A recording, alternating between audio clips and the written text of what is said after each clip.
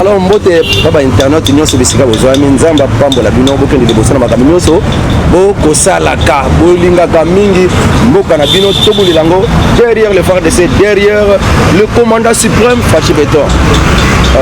Ça peut tarder to koti maman na ba maman kampoeli ya mona mboka situation ya guerre to komi wapi pe to kende wapi. Merci beaucoup moi na mboka le grand journaliste. Situation mboka na biso kimia moi calme ezali côté ba Ruchuru côté ba Bunagana bitumbe ezalaki te ba landelana no makambo ndenge elekanaki kuna na kati ya Angola batalana makambo wana mais du moins kaka na ba place isolée et bitumba penza makasi na bengi bango na tongo o baza kuna ba bino côté Bunagana bitumbe za te na bengi baza côté ya Ruchuru centre. Alors bien ça kaka donc ba réfugié donc ba déplacer kaka nde bazoya ebele na Bunagana centre wana bazuta na bamboka ya kati balobi ba déplacer ebele batie bango na stade batie bango na stade wana ya Ruchuru centre wana stade boko za wana po baza ebele trop donc nde batie bango wana condition ya kolia nde za pasi kaka yango bazo déplorer donc lelo kana bengi balobi ba déplacer ba outre ba mboka do ba mboka mususu na kati kuna ba rebelle bazali donc so ba kuti ba mboka bazo exécuter bango ko kata yango soki mona mboka wana ba rebelle ba koti wana fo ba population kutu ba kima ke bazala esika wana on sema ka mozo salama et puis na wana zana Nord Kivu na Sud Kivu côté à Fiji kaka nde kuna ba ngomino ba makanika nde bazo sala de ba kunda ba toire ba sala désordre ba groupe ya ba alliance Burundo Rwando Burundaise donc ba sala ba alliance ba groupe armé ba généraux moko ba wuta na kati ya armée ba tuchi wana ba sala défection na armée ba sala ba groupe armé na bango siko ba sangisa ba groupe armé boko kuna en alliance Burundo Rwanda donc ba groupe armé muso ba Burundais ba groupe armé mususu ya ba Rwandais ba sangana na bango ne ba koma ko terroriser population kolinga ko bobaka ba population po bango batikala mabele les kutu côté wana basale ba groupe de résistance ko babenga ba mai mai groupe de résistance populaire ba mai mai ba créer kuna de ba sala ka kutu moi ba bunda ka kuna fa de se kutu ba bunda ka penzate kuna ezane ba groupe d'autodéfense wana de muté bunda ka kuna penza kala mingi te toyoka kutu ke Ruberwa alekaki kuna mwana ya Ruberwa azalaka na kata ba groupe armé wana akufaki ba groupe armé wana ya ba coalition Rwando Burundi wana ba groupe armé wana mwana ya Ruberwa azalaka moko na kati ba police wana pardon ba kati ba militaire afoki na front alors kala mingi te nani Ruberwa akenda pe kuna a exhorté bango a sangisi bango bato nyonso ba tuchi bazaku na sangisi bango na minembo kuna bisi bango conseil a bisi bango mbonga ngoyo recruter pour vous besoin renfort kutu kolekana o ezana bato a M23 hein donc a renforcer bango donc a recruter batu kuna sikotanga wakena donc renfort ya makasi recrutement ya makasi et salami kuna na Sud Kivu yango to la gouvernement koteka miso na Nord Kivu te kuna pe na Sud Kivu makambo ekondonga kuna nde batuchi kutu baza ebele koleka par rapport ya na Nord Kivu donc kuna nde ba groupe armé mike bakipaka ngo penza te eza na ba groupe de résistance comme te sala kama makambo kuna donc to benga gouvernement to pesa mbelanga na gouvernement papa mokonzi ba FARDC otala biso makambo za kuna otia ordre ndenge bo changer ki commandement na côté Ruchuru ba changer ki commandement ya ba opération de guerre wana na Ruchuru ba changer ki ba tia sika ba sala pe bongo kuna na kati ya Sud Kivu côté Fizi territoire à Fizi en tout cas bon côté ya Ituri to kena sikona Ituri situation de guerre côté Ituri beaucoup ba Ituri ne ba ADF na ba Kodeko na ba Zaire bazalaka kuna alors ba ADF ne to sangana na ba Uganda pona ko benga na ba ADF ba bombardement ya makasi ezongela kisusu pona ko benga na bato ADF donc mikolo nde côté Ituri nde ba bombardement ezo sala nde makasi donc ba ADF bazana ba bord na bango ba ozwa na kati ya coalition FARDC na IPDF donc situation ya guerre ezabo OK mona mboka tozuki ne petit à petit sommet na kati ya Luanda to éviter le canon limbo là-bas face à face Kagame la président Mboka Fachi Beton. Merci papa journaliste. bato belé balobi papa fachake kabamboka akete kamboka ndenge bamesala bango komona na ta ancien régime Joseph Kabila soki kabake kosangana c'est que basoda bango fo bakote pa na biso donc biso tozwaka eloko te kaka bango nde bakotaka pa na biso bokomi na gouvernement bokomi na FARDC masoloni bato siko babando kanisaka ke kozala bongo mais but ezalaki boye objectif ya réunion wana ezalaki que bongisa bamboka nyonso mibale ezala na boyokani batenue batension wana nyonso ezalaka entre Rwanda na Uganda ndenge ezopesela mabe na monde mobimba alors esengeli modérateur moko azala mpo Nairobi esimbi te yango bake babaluki kote ya Rwanda na ndenge Union Européenne Union Africaine pasengaki yango babaluki kote wana mpona Papa Lorenzo asala na musala ndenge banda yango ya koyokanisa bato wana mibale parce que bato bele balobaki ndenge Seniko alobaka non il faut tovanda na ba M23 to solola kuna pe katumbi ono makamba guerre ko résoudre problème te de sengeli to tovanda na ba Rwandais communauté internationale l'Amérique peut balobi que non et ça makamba ko solo entre M23 na gouvernement congolais mais il faut ko solo là entre le gouvernement rwandais et le gouvernement congolais Rwanda na République démocratique du Congo donc yango wana ba charger Lorenzo mais na makambo na bango wana tala président Fati but ya réunion na bango wana na lobi but ya réunion na bango ezana nous pona ko lokake relation diplomatique ba relation makambo bien donc boyokani ka to le balongo na lingala boyokani ezala entre les deux pays au mikolo boyokani eza sur malamu te e bakanga ki makambo mais but nanu ezaki nanu boyokani mais avant babanda sommet na bango wana Fati Beto ayebisaki bango que le Rwanda doit d'abord éclaircir sa position sur son soutien au M23. Nga avant la vanda, Rwanda a déclaré, a éclairci la position na M23. Nga papa Fati Beto avant la vanda kuna. Alors, à ce qui décide les sikoyo, bah ebise que non, awa dans la Rwanda zaboye bah ebise a vu assurance. Rwanda andimaki. Andimaki que oui a soutenu Kabango. Landa lisolo sikoyo balobi que non aider à restaurer la confiance entre les deux pays voisins. Voilà objectif autour de la question. Aider à restaurer la confiance. Voilà le français. Dans le lingala, c'est qu'on a français aider à restaurer la confiance entre les deux pays voisins. Mais avant le président Félix Alingaki a s'assurer ne assurance wana parce que andimi ba conclusion. So on telle ba conclusion wana. Pour ceux qui kaka ezalaki que toza na problème na ba M23. Nel tolinga toza mukonza ba M23 to yokani na bango. Pour Rwanda yelo baka déjà que te ngana zala ngona te za makambo ya bino moko na mboka na bino. Bo M23 baza ba ndeko ya RDC baza e ba etini moko na kati ya ba RDC. Balonga na zala makambo kuna te. Oyo c'est fou ce qui déclare que le Rwanda et ce qui déclare que M23 est un mouvement terroriste, c'est fou. C'est lui qui déclare que M23 a un mouvement terroriste azali boma. Voilà, Kagame utarobaki avant bakende. Donc le gouvernement n'a pas déclaré que M23 est un mouvement terroriste pour Kagame tozama boma. Donc c'est fou. Donc voilà, le président Félix Ayoka Kabilo kwana. Ayebisa bangote avant ngana vanda bo clearcer nganal. Le président Félix avant ya kobanda reno ayebisa ki presse ayebisa bango. Ko batuna ke question ngo c'est que olembi donc oza makasité ayobo mamoto.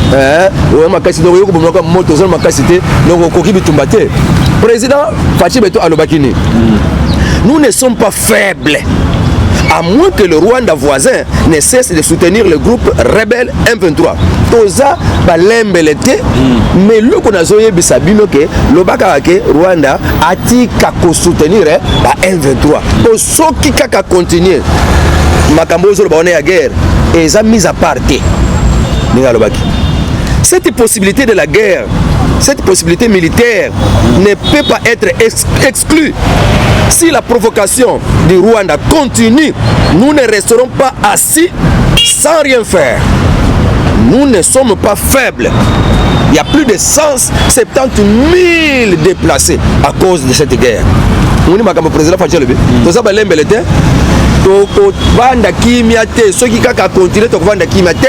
tokokende bitumba wana nde avant babanda nde ezalaki bongo biti nango ndenge natangi yango eza nde la bite de cette pour redonner confiance, restaurer la confiance entre les deux pays. Congolais,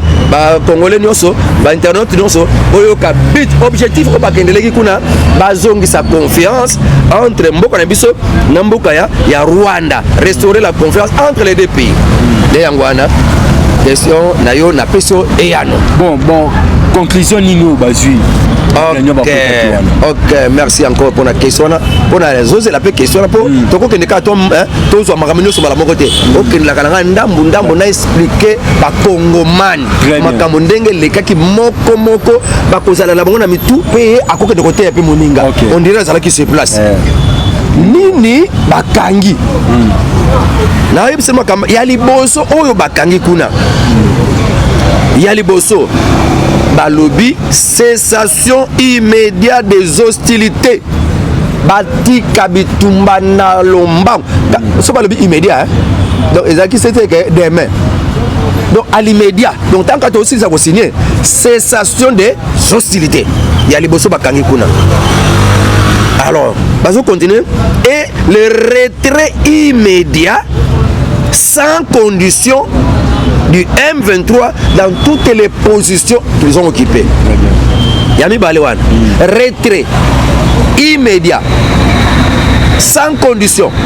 Il y a M23, na ba bisika nyonso bango ba vandelaki bunagana ba côté mususu ba mboka nini wana eza kuna o ba vandelaki ba kende ba biba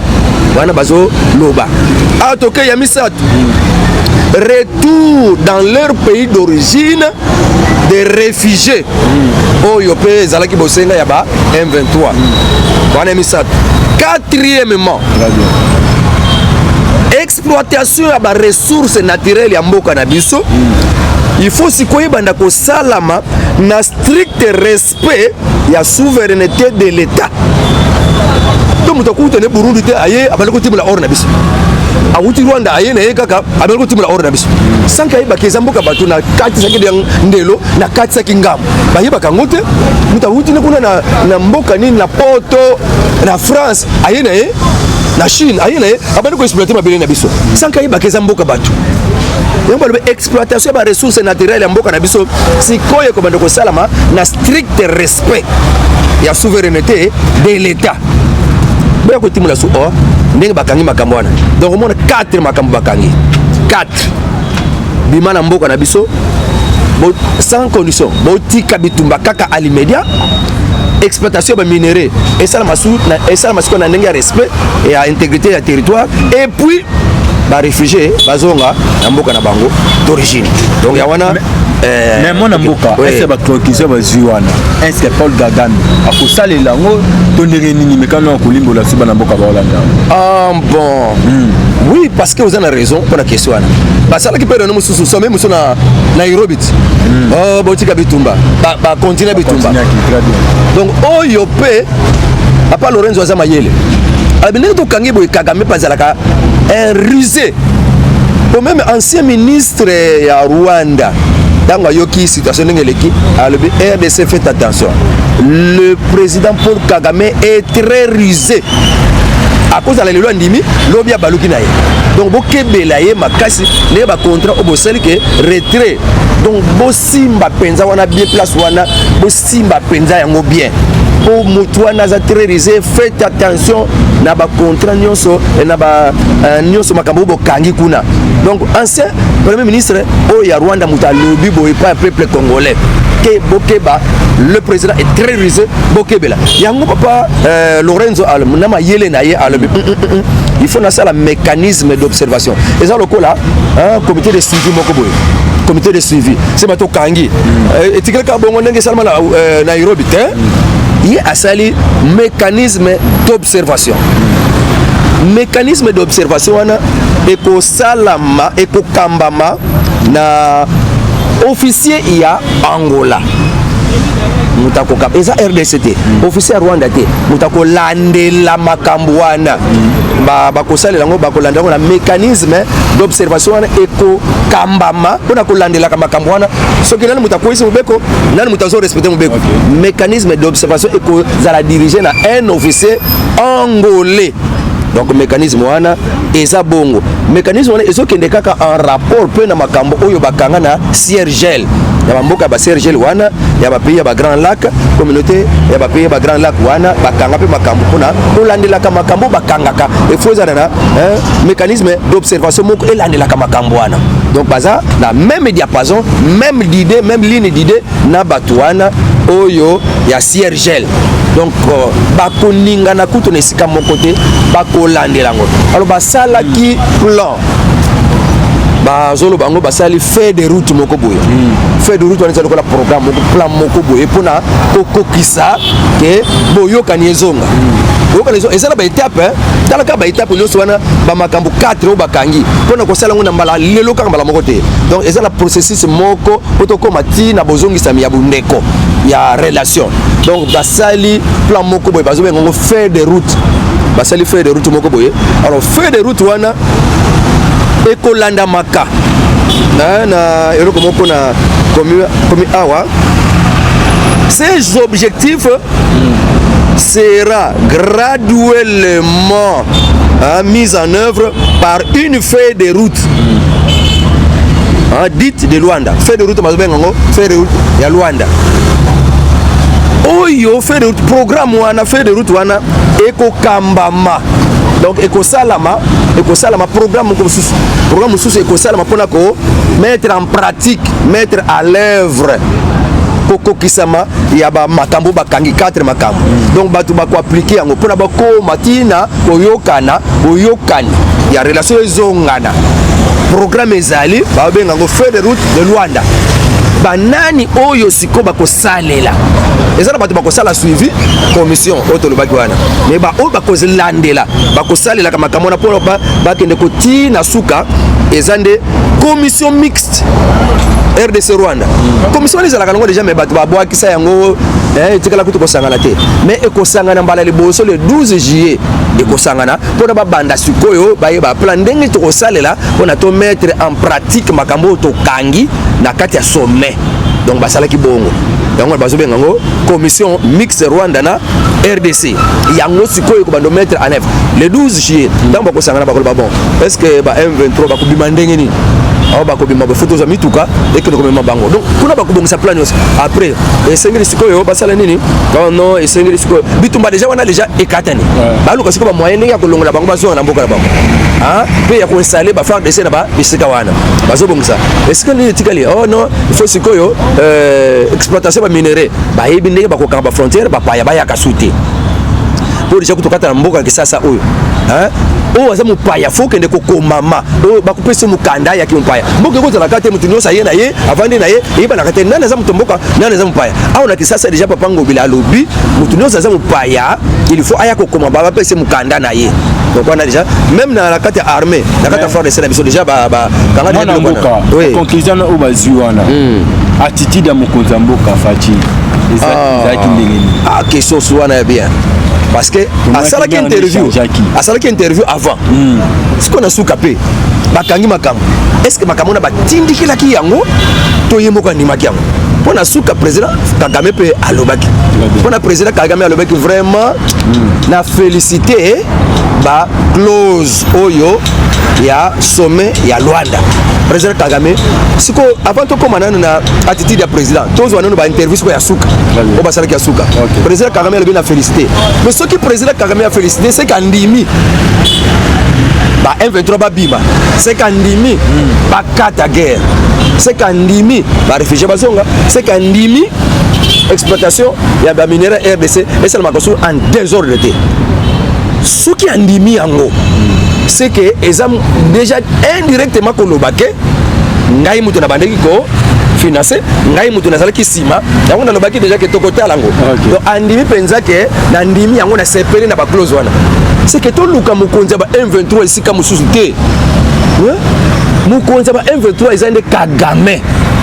parce que ceux qui ezalaki bongo to bengisa mokonzi ba M23 nde ba yebisa ke bokende bobima sans condition bobima mais mutu bazobisa makambo wana nani Kagame pe Kagame le bina ndimi siko to luka la mokonzi ba M23 wapi ye mokonzi ba M23 donc amifundi donc polele amifundi polele ke yende mutu mokonzi ba M23 po andimi makambo wana nyonso yisi kotango salaki yango papa Fachi pe ba ye ko tourner ba question yo kasi ko déclaration papa Fachi na suka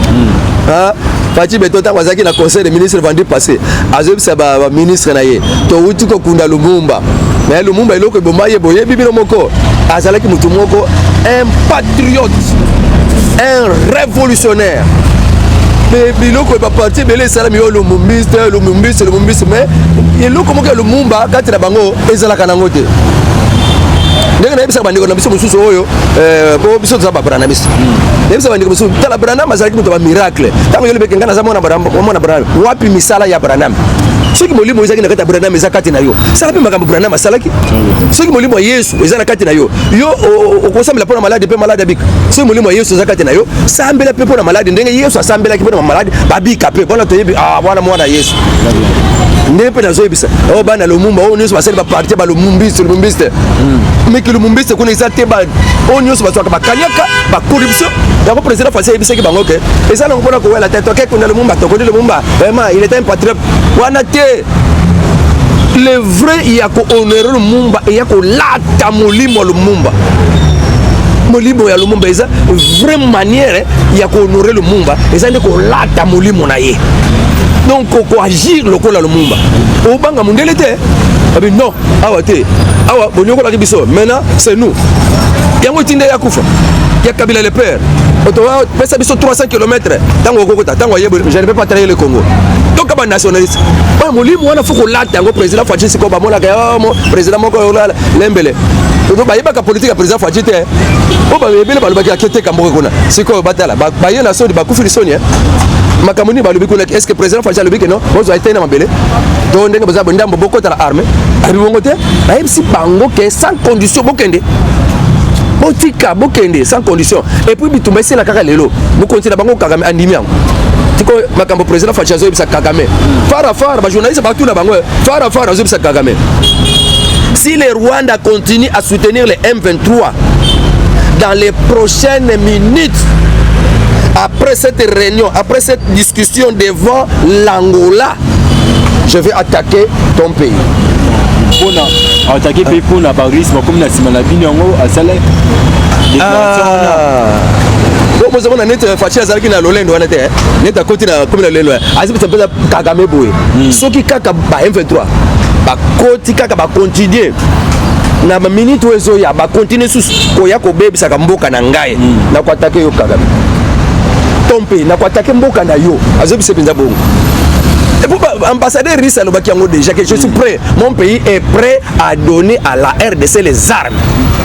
Ndenge bakendaki na bango na mboka na bango na conseil de sécurité bango nyonso na ba France na auto benga ka partenaire privilégié na ba États-Unis wana nyonso balobi non botika ko presse ba RDC kosoma minduki fois 50 permission bo libérer PC liberté wana te ba signer bango nyonso ba une année encore nge tout azonyo comme ba M23 bazo kota non c'est risquant pour ba FARDC ba cause minduki wana ba tekela ba rebelle bon ndenge bazalaka na pesa bango minduki tout le monde a pas mis tout cas ya oni kokende côté comme nous qui pas ya ba rebelle bango moko bazoka mbintu ke ita ujiko na zolo bake en tout cas ba M23 ba comme na minduki le coup là oyo cause na armée conventionnelle azokumisa armement ya ba M23 bintu ke ita wana bazo selongo wapi beaucoup de biso RDC to zala ngote donc ba ke ko kata makamana bango kuna kaka ba pays Ghana Kenya na Gabon ba pays africain wana ba le jamais Zotoboyi, Russie donc na Chine, babi bidon wana bozo violer souveraineté à Congo. Ezama la muté. Alors Russie a lobby, ba lobby la mona soukoute. A sali déclaration wana na ba chaîne na ba journaux, la Russie est prête ya ko fournir RDC ba armes pour abunda alonga. Na ngambo mosusu tango bayoki yango saba bokene boyokana po kuna kutana Ukraine toka kuna bako kosunga pe Ukraine te bako kosunga Ukraine siko mokoze Ukraine akomi wana sengere kaka ndamu mususu lokola reselling kaka toza langa mona ye foto kata mboka na ndamu mususu nde risi a diriger ndamu mususu autant diriger oluka kyango autant ozamu tumoko mo boni okumbuka kozala kenga na sana autant mais mukolo ko na problème mutumoko nga bulisa yo ba sundulio RDC tout ça qui est lié à la communauté internationale, Union européenne, notre partenaire privilégié,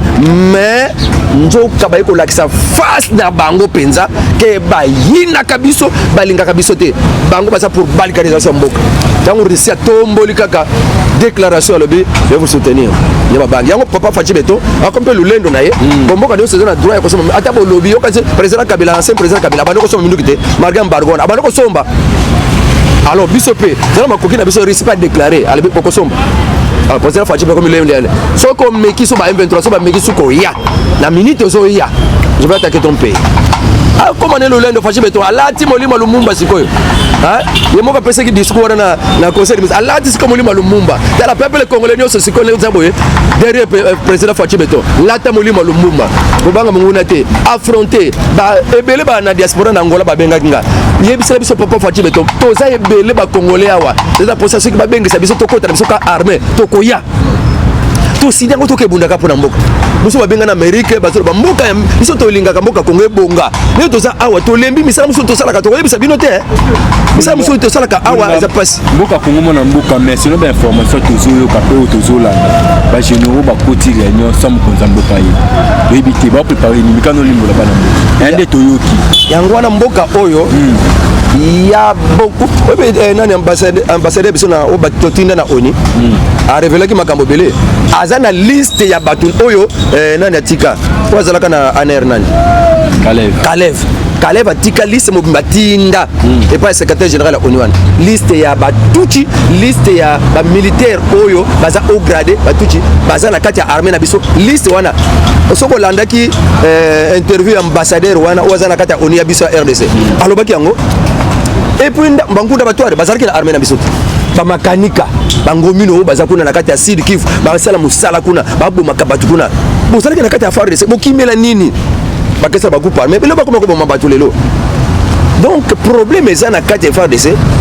ba oyo baza plus au gradé baza ebele ba paya ba ebele ba yana sima AFDEL ba musu ba yana sima ya RCD Diba musuba yena sima ya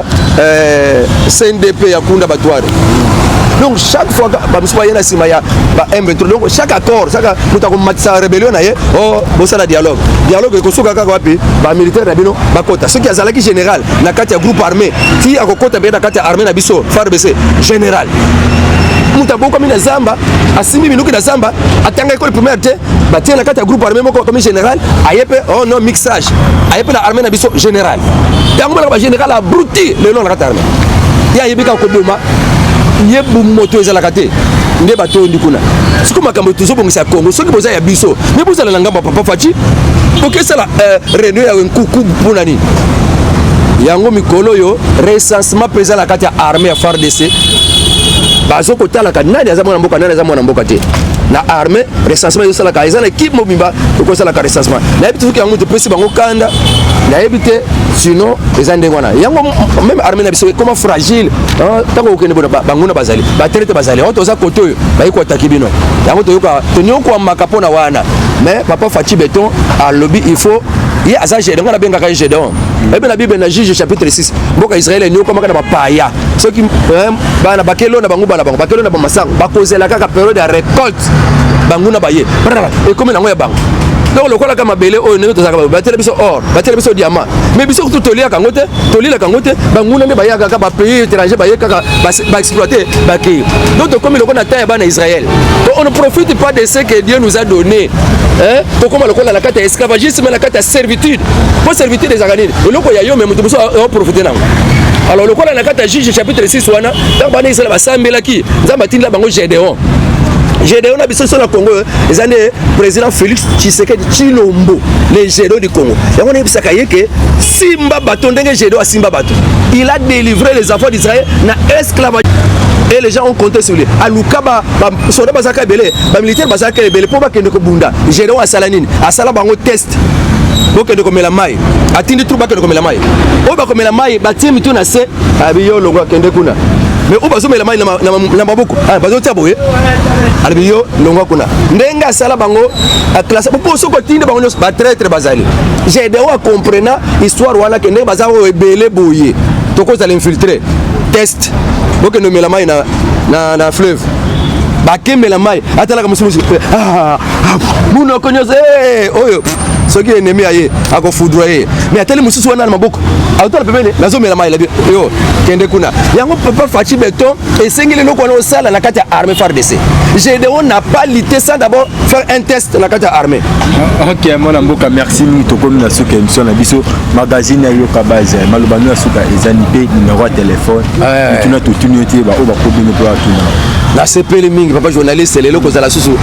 na kati ya yoka base na kati ya yoka base en tout cas na bambote nanga belé pa ya mokonzi na biso Alvin Bea na bandeko nyonso o baza bakonzi ya la voix céleste bakokamba ka musala kuna nzamba pambola bino boko muni saka ilongi ya mwana manyanga le communicateur de PS José Matovangwa pona nini